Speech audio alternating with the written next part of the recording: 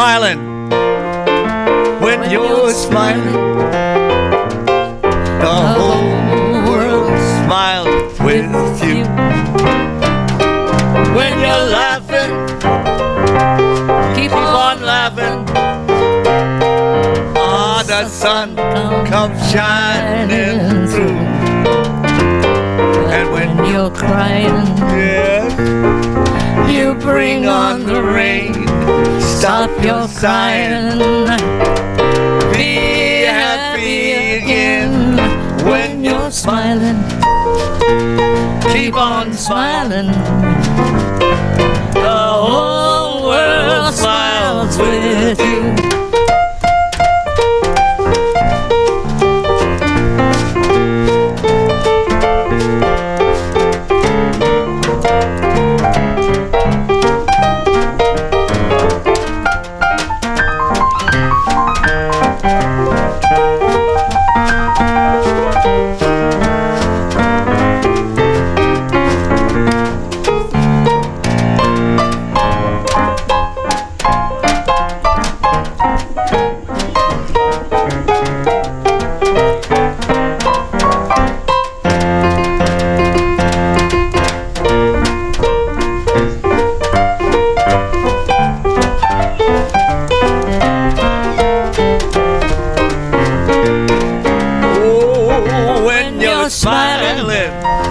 I said when you're smiling, the whole world smiles with you. When you're laughing, oh keep on laughing. The sun comes shining through.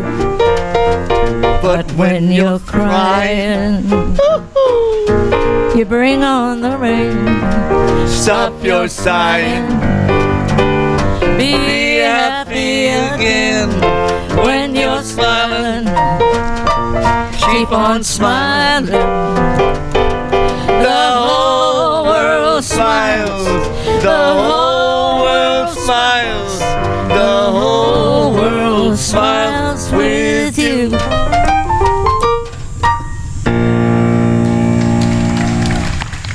That's a good thing to follow.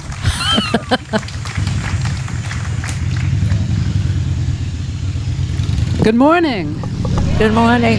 Thank you to... You're welcome. Thank you very much, and thank you to Jen for lighting the chalice. My name is Wendy Bell, and I'm the Interim Minister here with you, and I'm so delighted to be with you this morning.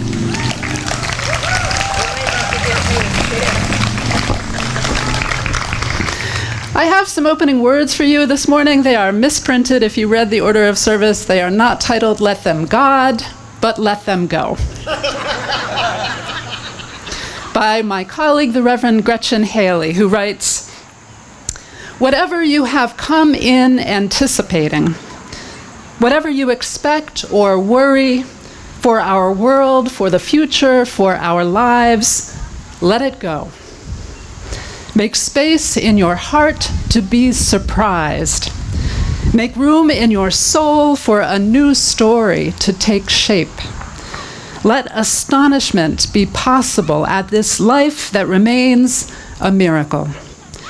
Imagine here the bursting of joy, relentless and resilient, coming in waves, washing over us with music and story and silence, and still this dreaming together. Being hope for one another, and courage to believe in this new day dawning for us all. Come, let us worship together."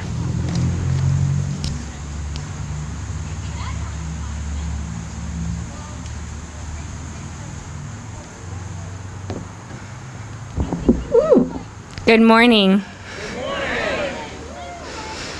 It is really, really good to be looking out at you all this morning.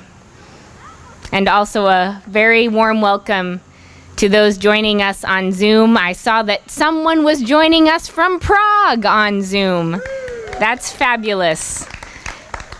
And we love that that's one of the few benefits we've gained over this wild and very difficult time, is we've learned how to be together across distance, and that is a good thing. So welcome to everyone right here at First Parish on the Common on this gorgeous day, to the kids playing on the tree, and to people of all ages, and to the people on Zoom. We're really, really glad we can be together. This morning, if you did not get a note card with a chocolate, you should get one if you would like. There is also a Post-it note on it that we'll use later for our water communion. And they're over there in a silver bowl. And there's pencils too, and we might use those in the water communion. And they were put together by our First Parish board, who I'm going to introduce in case you don't know who they are. And if I say your name, board member, can you wave your arms or stand up if you're sitting, if that works for you? I'm not sure where you all are, but I know many of you are here.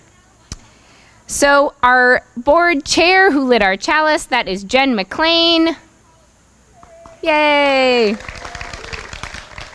We have on our board Dave Southard. Back there, Dave Southard. We have our treasurer, Vicki Gaw, which is a huge responsibility. Vicki, not here, but in our hearts. And Alan McRobert over there. I know that Sarah Dorer, I don't think is here. I think she's traveling, but Sarah Dorer is on our board. Chris Gittins, back there. And Deb Bedeau, who I think is here. Yes, Deb. We are so grateful for your leadership in these wild times. We also, as you know, have new staff. You just met, many of you probably for the first time, our Interim Senior Minister, Reverend Wendy Bell. And we're so excited. I've been delighted to be working with her.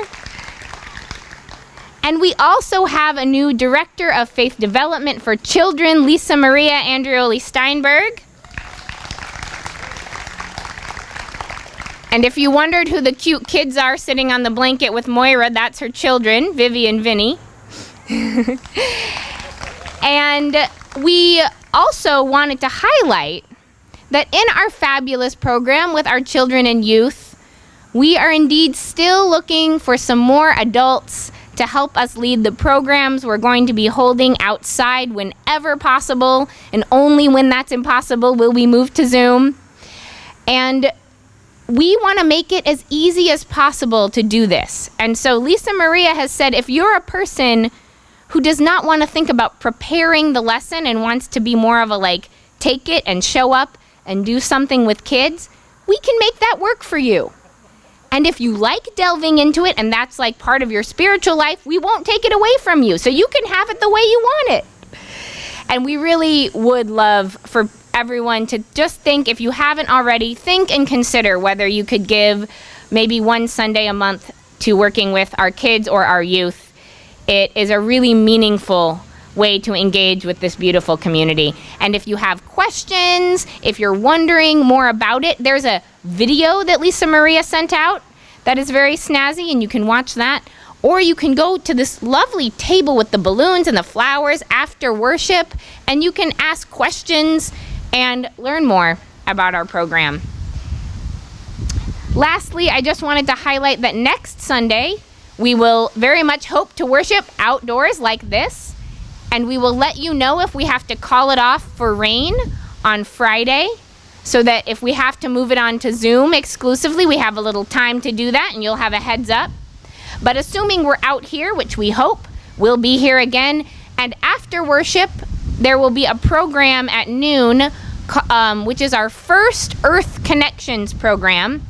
And we're going to be discussing the first part of the book, Braiding Sweetgrass, by Robin Wall Kimmerer. And it's okay if you haven't read it, you can still come and be part of this deep discussion. We'll be moving through this text in book discussions and with experiences throughout the church year. So we warmly invite you into that experience. And with that, I'll turn it over to Lisa Maria, who will lead us in our unison affirmation.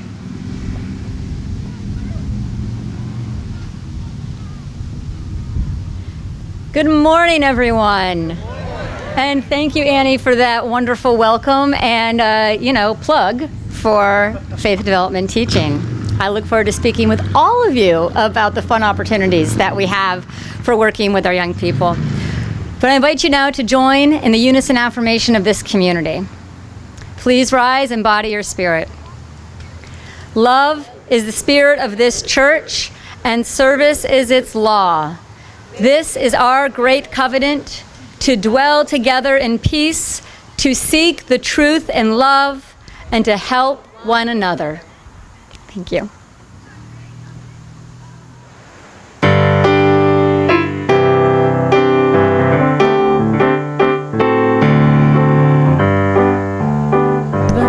There'll be peace like a river. There'll be peace like a river in my soul. There'll be peace like a river. There'll be peace like a river. There'll be peace like a river in my soul.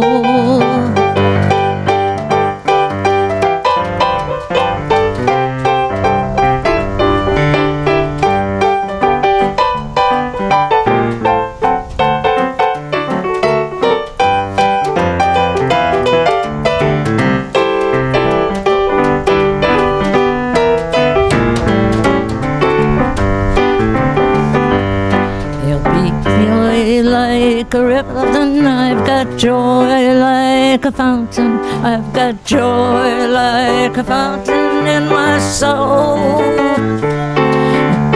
Joy like a fountain, I've got joy like a fountain. I've got joy like a fountain in my soul. My soul. Our reading this morning is a story from, Gregory Carroll Boyd, and it's a story for 3 voices, and it's a water creation story. The Creator said, "I will make a new world." Thinking further, the Creator said, "I will sing 3 times and shout 3 times. Then I will kick the earth. There will be heavy rain, and soon water will cover the earth." So the Creator sang 3 times, shouted 3 times, and then kicked the earth.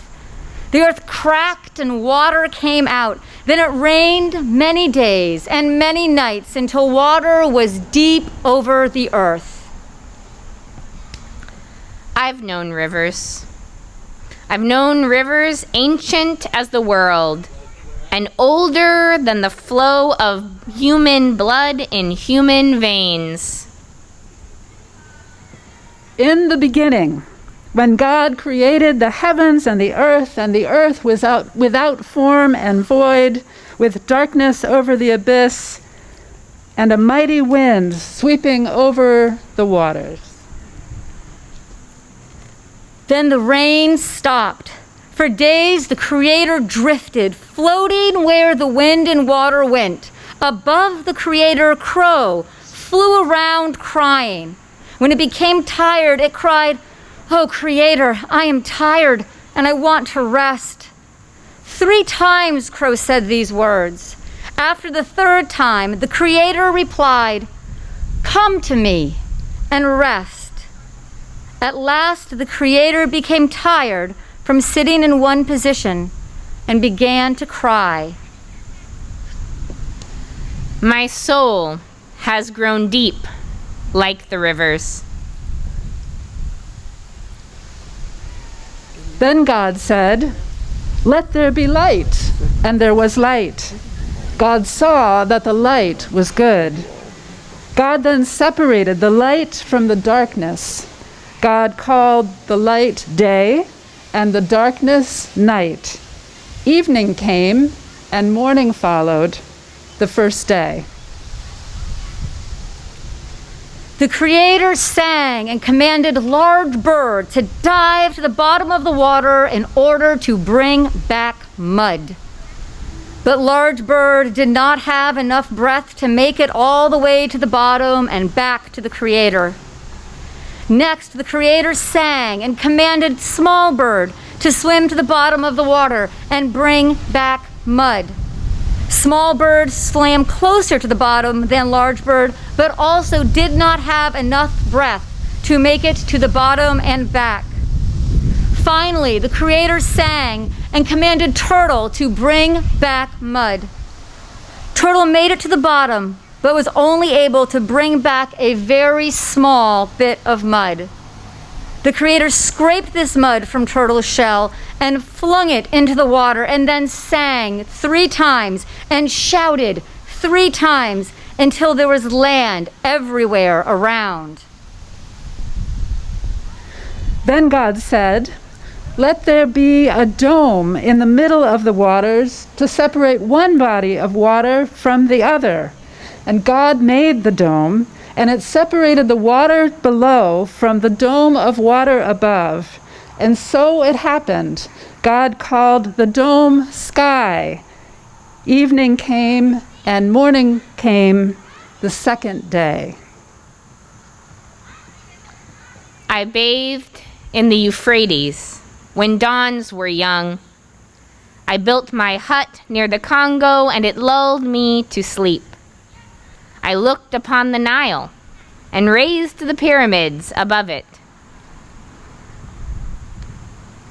The Creator went for a walk on the land and became thirsty, but did not know where to get water.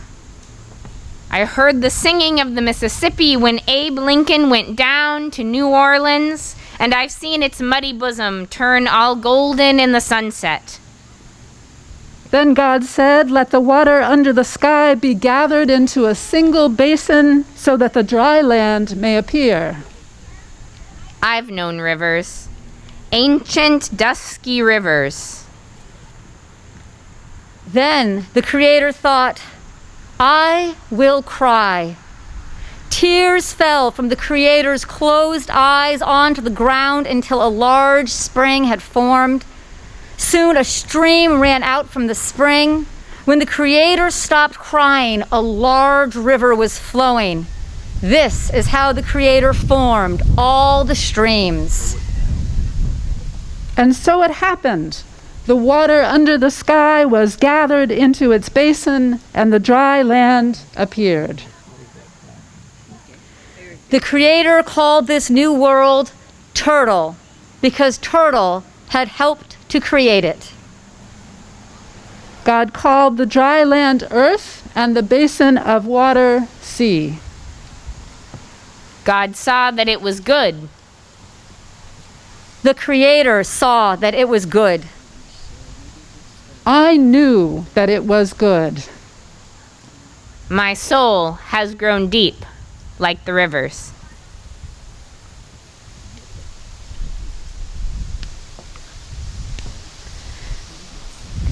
You may have noticed that the sources of that reading were the creation story from the Hebrew Bible, Genesis, an indigenous creation story from the people who were originally living in North America, and the poem The Negro Speaks of Rivers by Langston Hughes.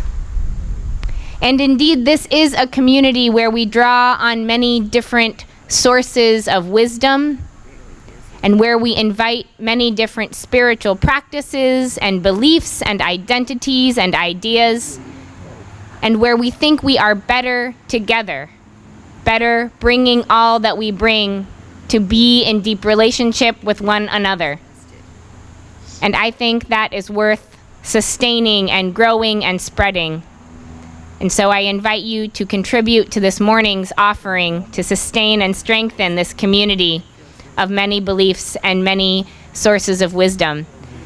Our ushers, who this morning are our board members, will receive this morning's offering while we hear another wonderful musical interlude from the Tylers. Ready?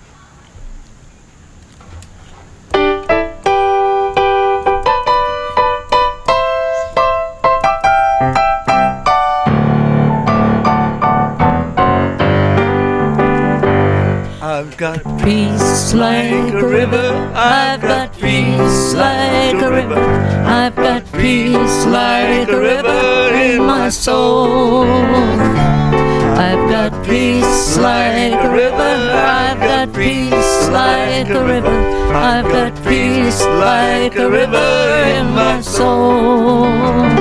I've got joy like a fountain. I've got joy like a fountain. I've got joy like a fountain in my soul. I've got joy like a fountain. I've got joy like a fountain. I've got joy like a fountain in my soul. Well, I've got love like the ocean. I've got love like the ocean. I've got love like the ocean in my soul. I've got love like the ocean. I've got love like the ocean. I've got love like the ocean in my soul. I've got strength like a mountain. I've got strength like a mountain. I've got strength like a mountain in my soul. I've got strength like a mountain. I've got strength like a mountain. I've got strength like a mountain in my soul. In my soul. She fell like a maple seed, pirouetting on an autumn breeze. Thus begins the book Braiding Sweetgrass that I mentioned earlier by Robin Wall Kimmerer. It begins with a story called Sky Woman Falling, which is an indigenous creation myth also, one that comes from the people of the Great Lakes region of this continent. And it has some similarities to the one we just heard. The main similarity is that there is a vast expanse of water, deep and dark, and that to survive, there is a need for mud from the bottom. In this story, Sky Woman falls from her home in the sky. We don't know why. She falls from her home in the sky down towards this deep, dark water, and the animals know that she needs help, and the geese come and hold her up with their wings, but they can't do that for too long, so Turtle swims over and says, "Place her on my back." And that's good to save her from the water, but they think that she needs that mud, and they've heard the mud is at the bottom of the lake, but they've never seen mud. And they send animals down, and just like in the story we already heard, it's too hard, it's too far. But in this story, the animal who makes it isn't Turtle. Turtle's busy holding up Sky Woman. In this story, it's the muskrat. The little muskrat who nobody thought could do it makes it back to the top. Not still alive, but with mud in his paw. And Sky Woman takes the mud, and with deep gratitude for all that the animals have given her, she smears it on Turtle's back, and there is land, and she has seeds to plant from her home in the sky, and life on Earth begins. Life on Turtle Island, as many indigenous people call this Earth. Robin explains that this story is part of what they call the original instructions.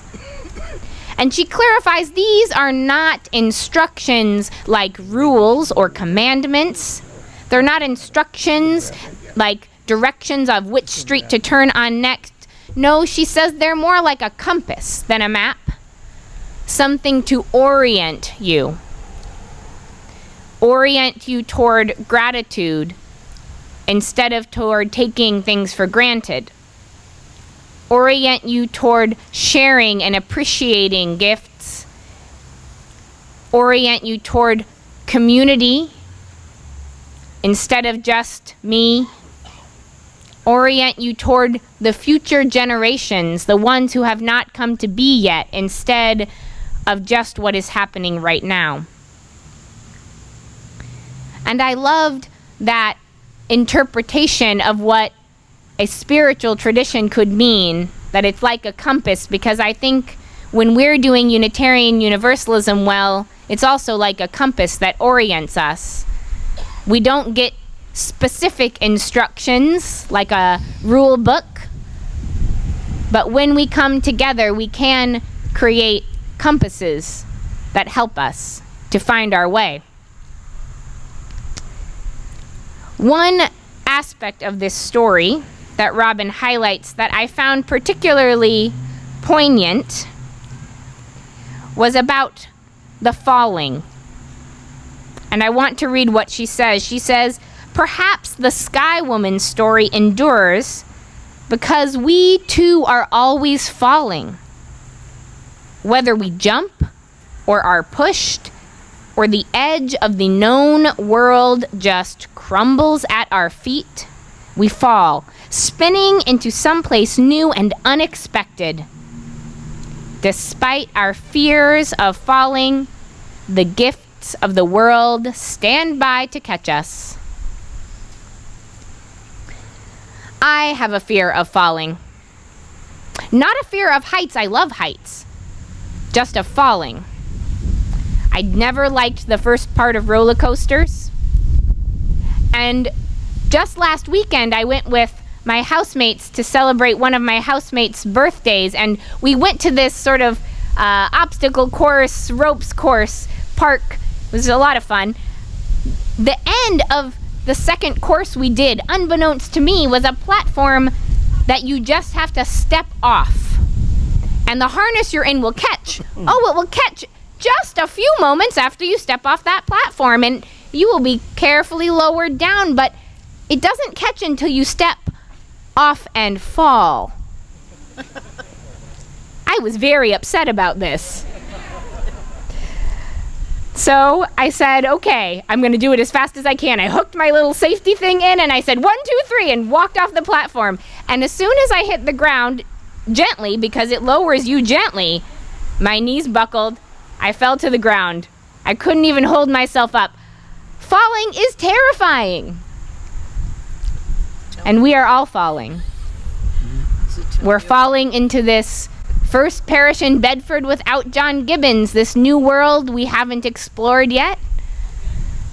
We're still falling in this pandemic with its many iterations and unexpected twists and turns.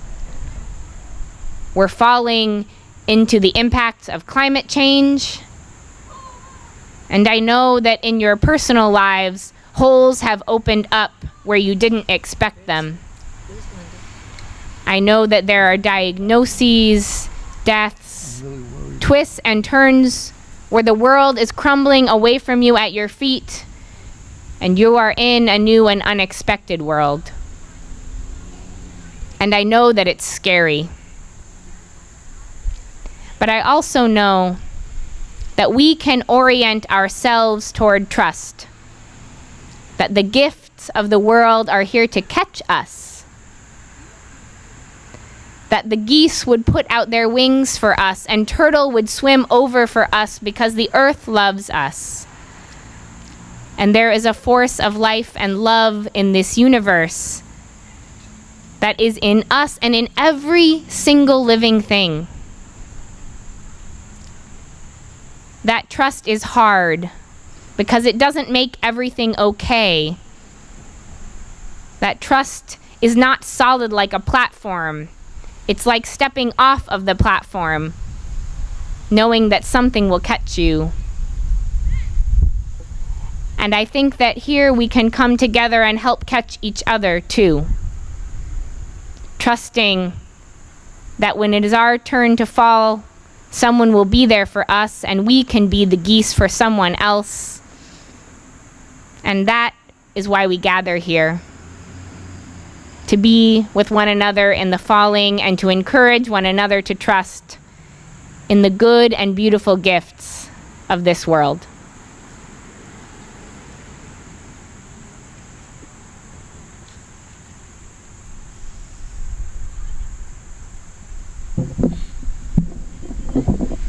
I've got the mic now. Uh-oh.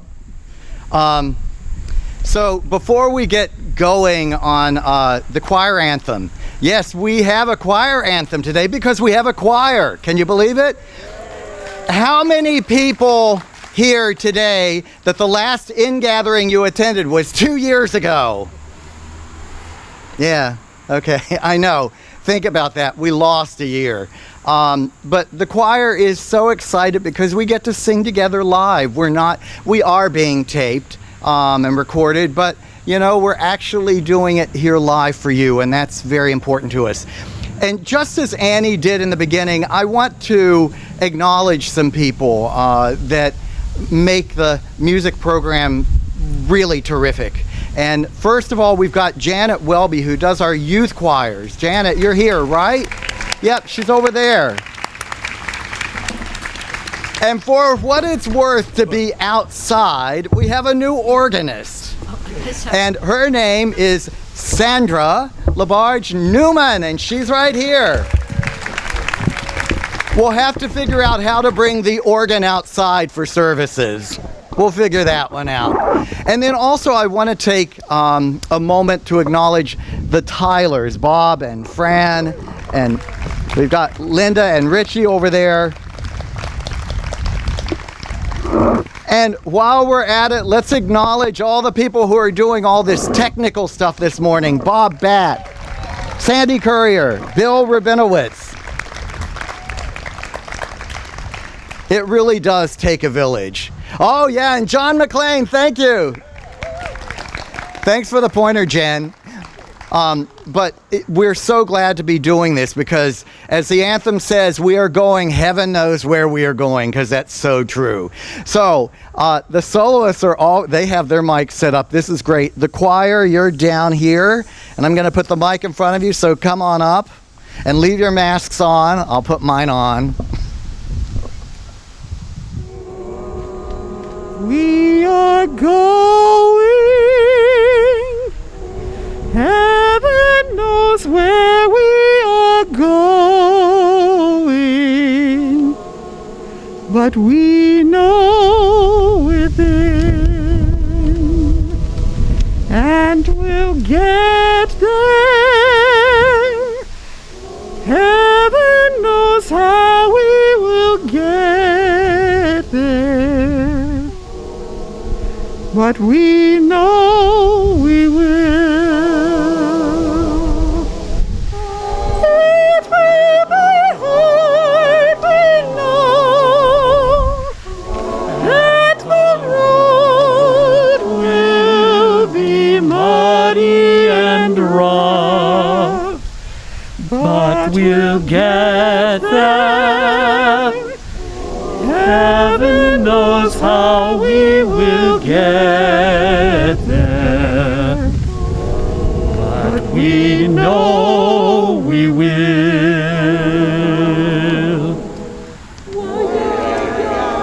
Whoa, yeah, yeah.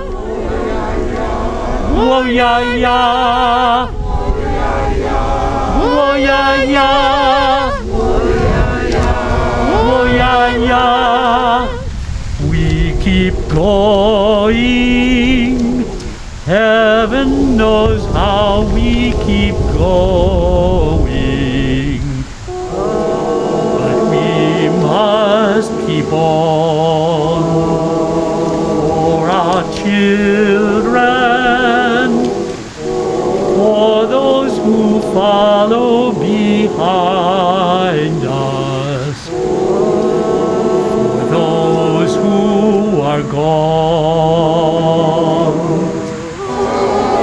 It will be hard, we know, and the road will be muddy and rough, but we'll get there. Heaven knows how we will get there, but we know we will.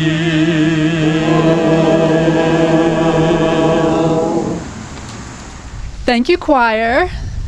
Thank you, Brad. Thank you, soloists. What an appropriate and beautiful anthem for this morning. I have a story I want to share with you.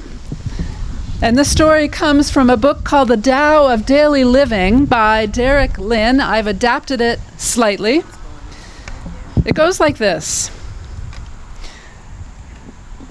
There was once a man who was lost in the desert.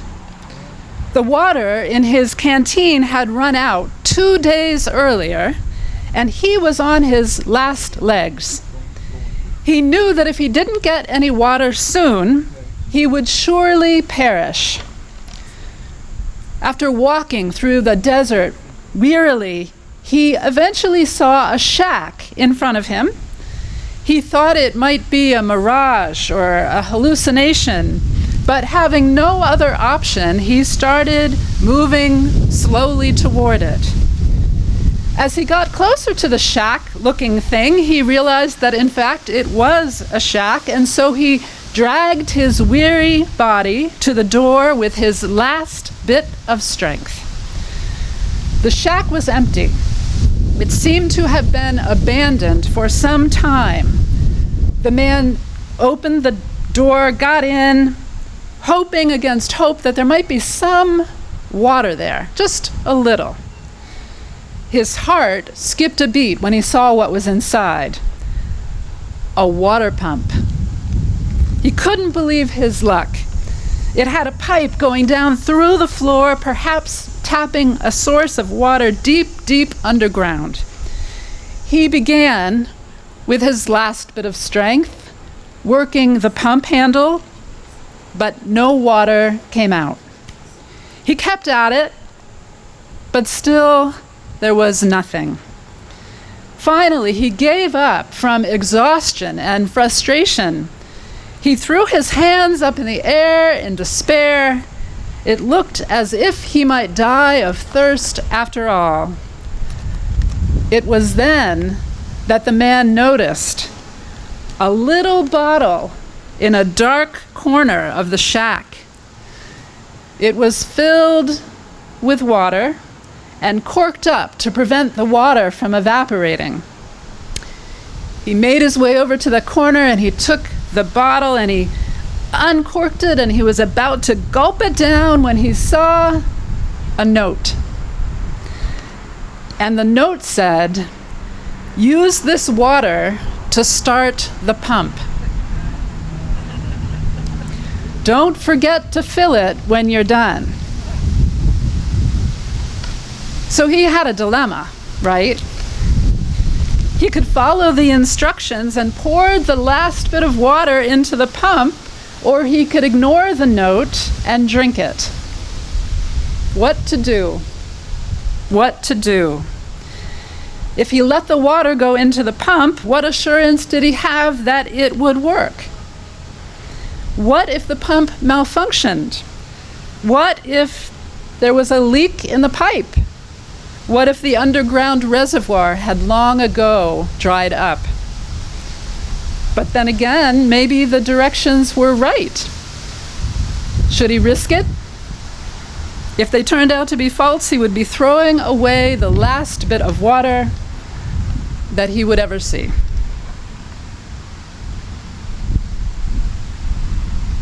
That's it. That's the story. That's where it ends. We don't know what happened next.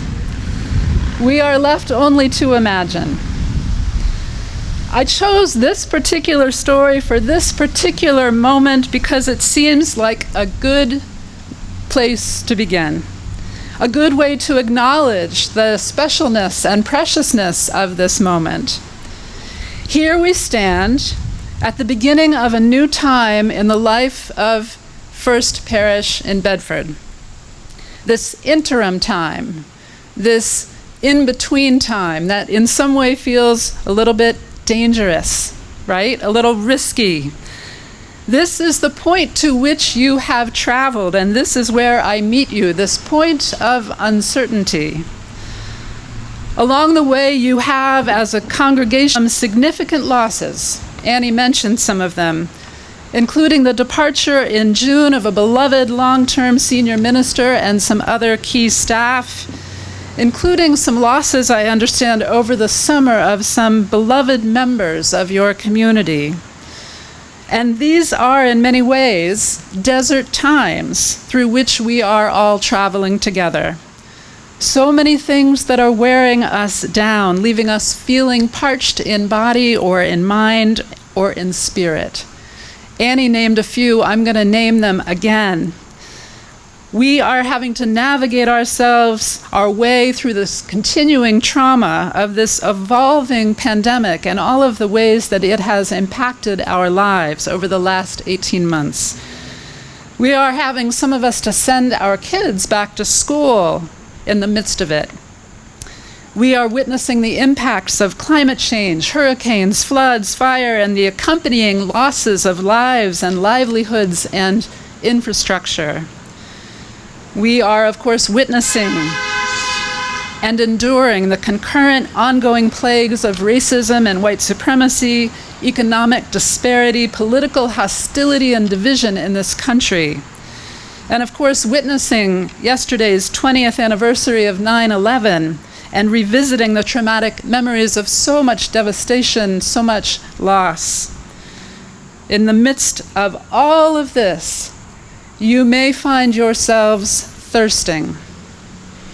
Thirsting for connection, thirsting for community, for friendship, thirsting for meaning, for courage, for peace, thirsting for justice, thirsting for hope, for renewal, for new beginnings, for solid ground. That sort of thirst is often what leads people to the very doorsteps of religious communities like this one. That sort of thirst may have been part of what led you here today. And yet, as we prepare to begin this new year with a new interim senior minister, a new director of faith development, you may find yourself wondering, is this all for real? Can we trust this? Or is this a mirage? How solid is this going to be? How will it all pan out for us? Will our thirsting, our longing be quenched, be satisfied? Fair enough, those are very reasonable questions and wonderings. But this is where we are. You have this little bottle of water in your hand, and you've just seen that note. And you're thinking, should I drink this little bit of water that I'm being offered and continue on my way? Can I trust this thing? If I pour something of myself into this deep well of community, as I'm being asked to do this year, if I invest myself, my time, my energy into this interim process, will I get something back? If I stick around, might I find something even greater than what I imagined could possibly be? The story that I told this morning ends where it did in order to make room for you, for all of us. What will you do with this time which we've been given together? It is yours to decide. Now, in just a few moments, we're going to celebrate the annual water service, the water communion, which I understand you've been celebrating for many years, but we may be doing it a little bit differently. Each of you should by now have that card, and on the back of it, a Post-it note and a golf pencil, or something else to write with, perhaps. And if you still don't have one, didn't get one, raise your hands, and I bet somebody will bring one to you. Awesome. Keep your hands up. I see people moving to take care of your need.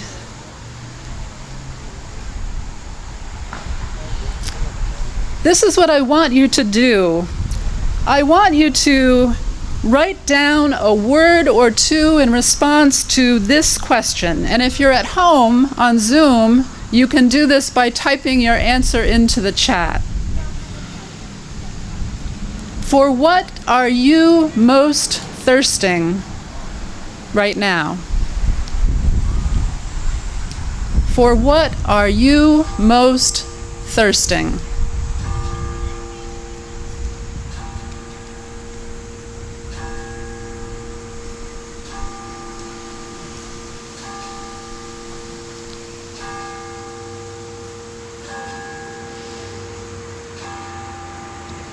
For what are you most longing, hoping, dreaming?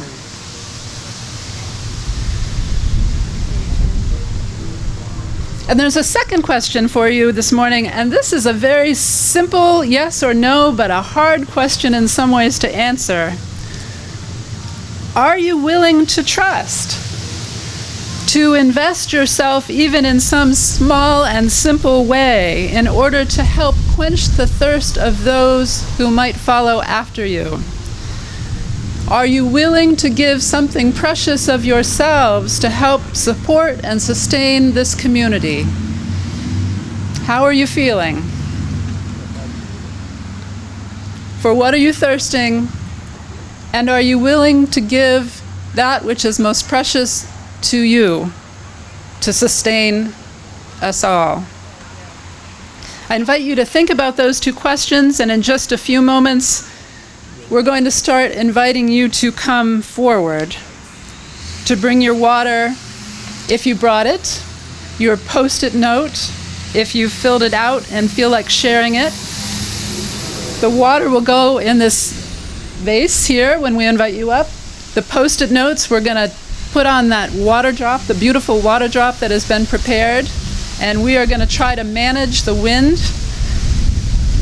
And I believe our board members, our ushers, are going to help us try to manage the crowds.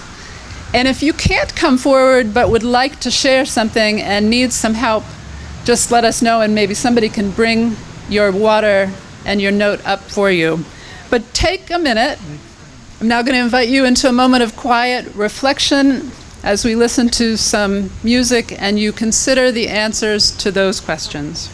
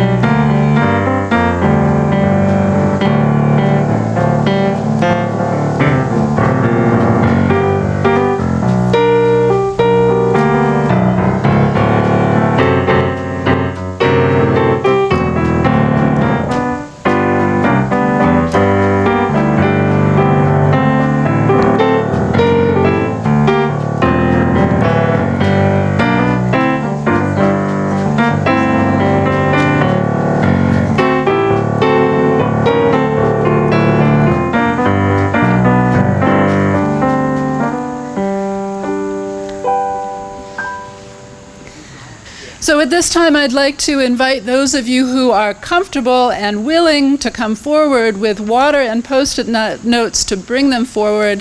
I think we should start with this side, and then we'll go across this way to manage crowds. If you are not comfortable bringing forward your water and or your Post-it notes, I'd invite you to raise your hands, and I know we have people here who would be willing to come and get them. A couple of ushers and Lisa Maria. So at this time, I invite you to come forward. Go ahead. And for those on Zoom, I've added yours from the chat to our water.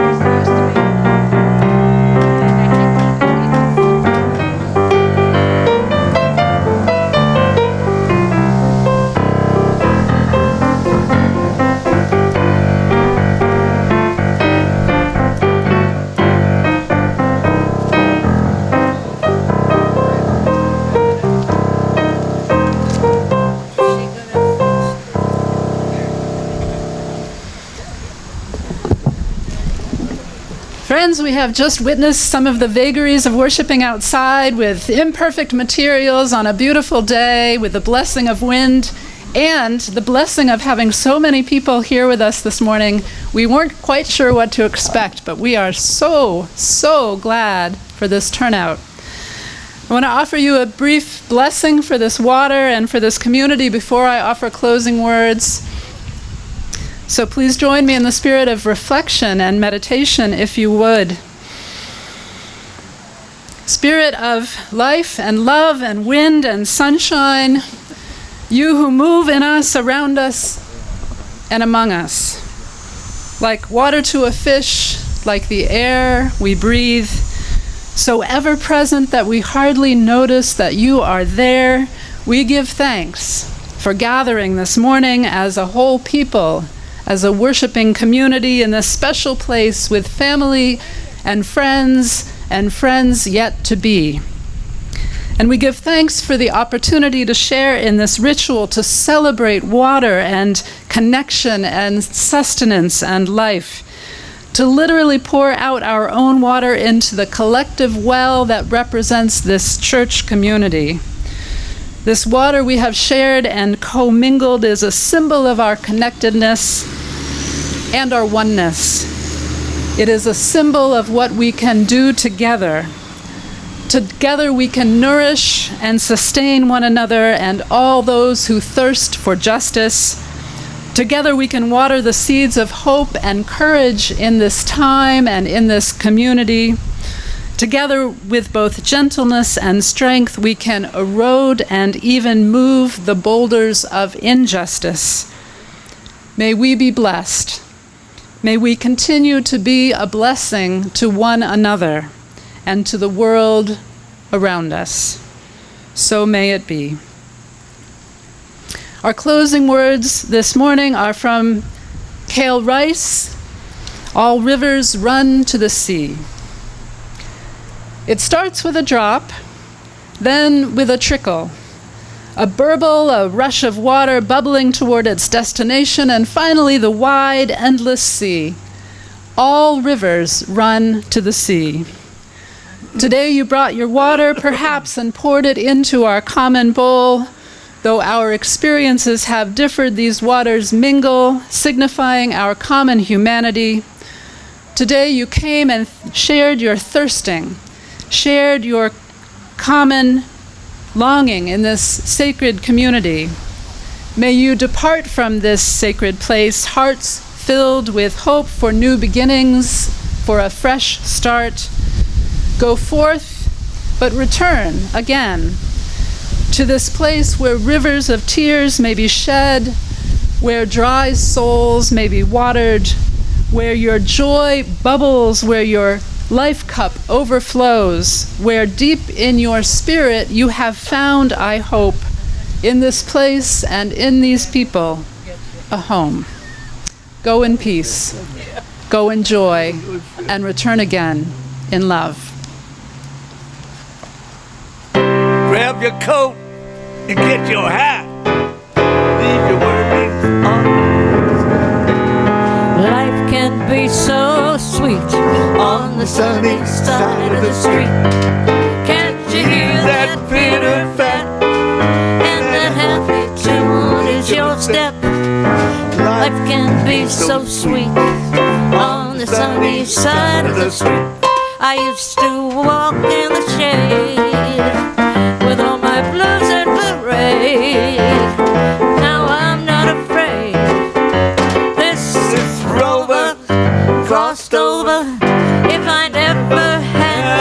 cent, I'd be rich as Rockefeller. Gold dust at my feet on the sunny side of the street.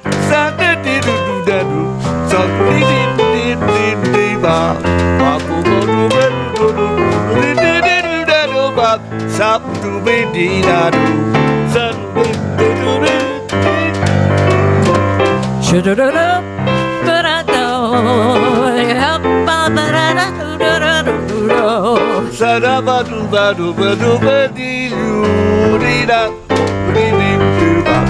I used to walk down the street with all my dogs on parade.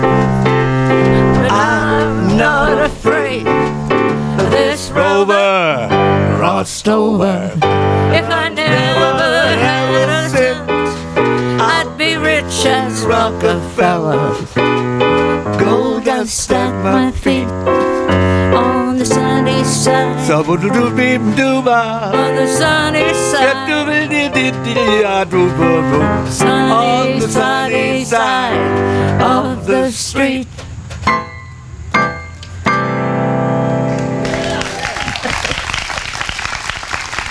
Thank you.